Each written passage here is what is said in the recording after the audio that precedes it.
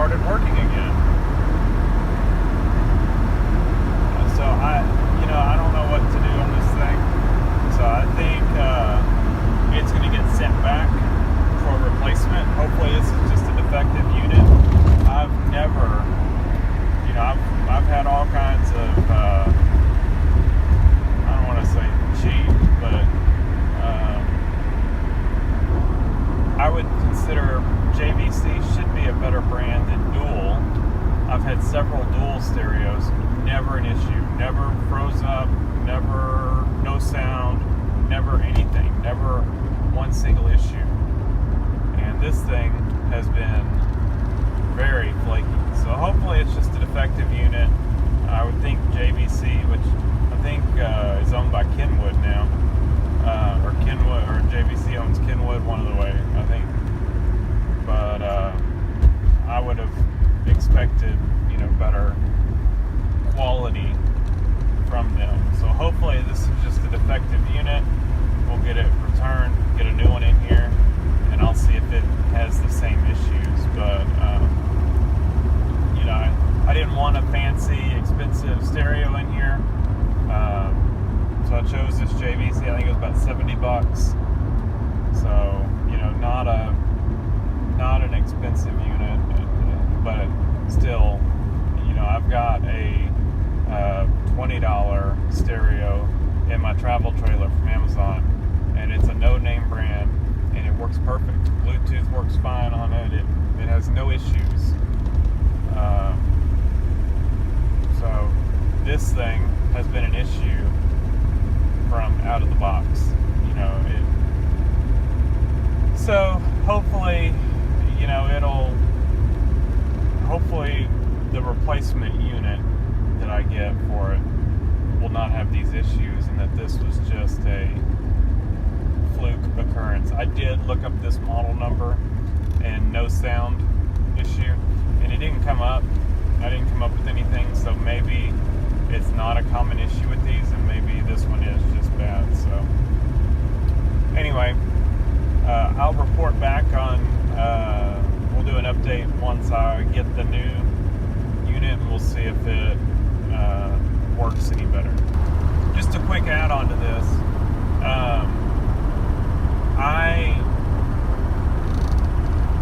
Before I put this stereo in here, I had an old Kenwood that I had.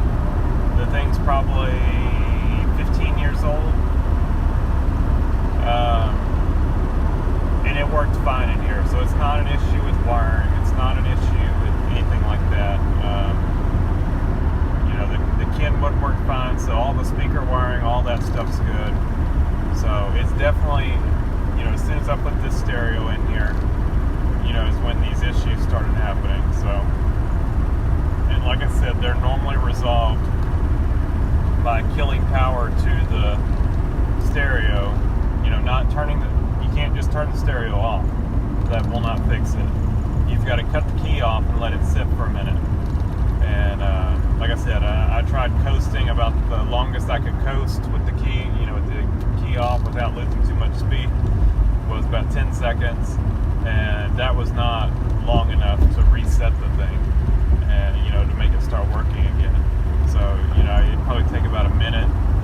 So I'd have to actually pull over, cut the key off, let it sit a minute, and then bring it back up and be back on the way. But this is the first time it actually came back working on its own.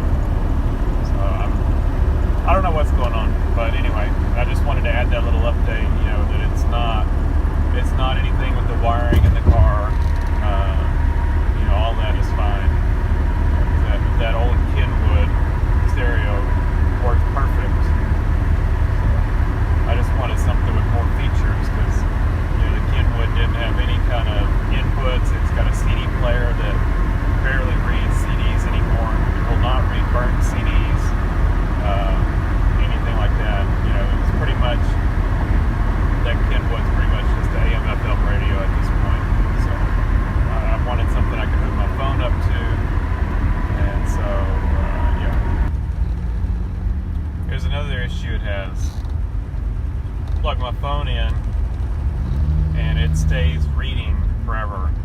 If I unplug unplug my phone, plug it back in several times, it'll finally connect to the phone. So again, I don't know if that's an issue just with this unit. You know, if this one's just defective, it'll sit there and read reading forever. It'll never read. You know, or if that's something with this model.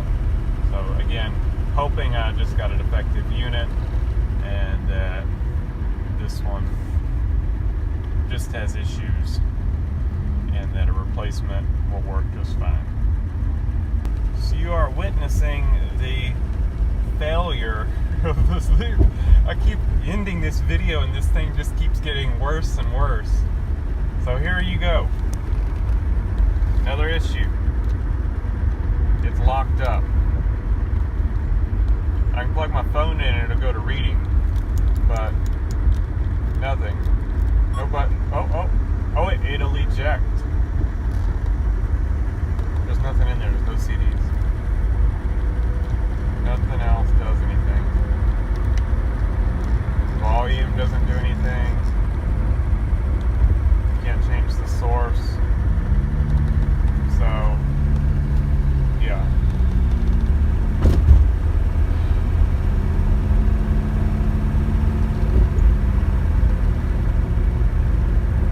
Not happy with you, JVC. Alright, maybe this will be the end of this thing's issues. Let's just see. Hang on.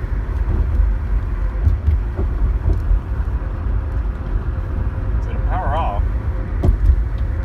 So now when we power back on, we probably won't have sound again.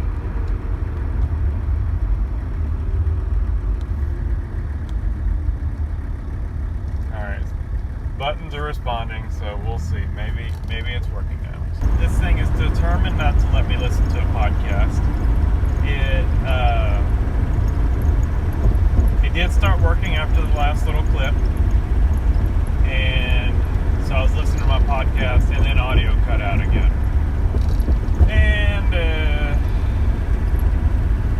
then I started making this video, or I started making a video prior to this one that will not be in here, and the radio just kicked on real loud, and of course I had to turn it off.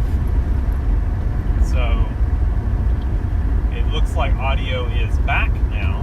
It blinked out for about 5 minutes. No inputs had any audio at all, and then all of a sudden audio came back. So now that I'm at work, or pulling into work, I've spent half my commute trying to just play a podcast. And so I got about halfway through it because I only had audio for half my commute. So this thing is going back, and like I said, I will report back to you how the replacement unit works, but this thing right now is a piece of junk. So hopefully it's just a defective unit. I can't imagine them being able to produce this stereo and have these issues, you know, with all of them. This has to be a defective unit, because this is very annoying. So, and it's getting worse. It's not like it's a consistent issue. The issue is getting worse and worse. So definitely seems like something is failing. I'm guessing it's something in the amplifier itself. So anyway,